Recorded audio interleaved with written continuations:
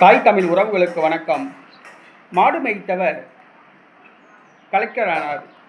மாடு மேய்த்த தமிழ் பெண் கலெக்டர் ஆனார் என்ற தலைப்பில் இந்த காணொலியை காண்கிறோம். ஈரோடு மாவட்டம் சத்தியமங்கலம் காட்டுப்பகுதியில் உள்ள ஒரு கிராமத்தை சார்ந்தவர் வான்மதி. இவர் அரசு பள்ளியில் படித்தார். ஓய்வு நேரங்களில் விடுமுறை நாட்களில் மாடு மேய்த்தார். அவர் கல்லூரி படிப்பை முடித்த பிறகு திருமணம் செய்து கொண்டார். தனது கணவர் சந்திரமோகன் கொடுத்த ஊக்கத்தினால் IAS தேர்வு எழுதினார்.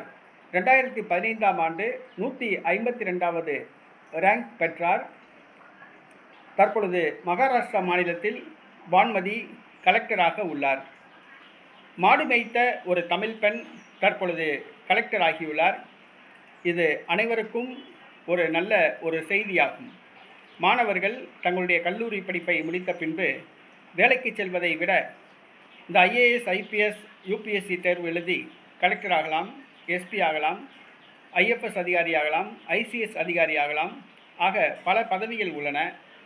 படித்து முடித்தவுடன் தனியார் கம்பெனிக்கு போய் வேலைக்கு போவதை விட இந்த மாதிரி UPSC தேர்வு எழுதி உயர்ந்த நிலைக்கு அடைவதை மாணவர்கள் லட்சியமாக கொள்ள வேண்டும்.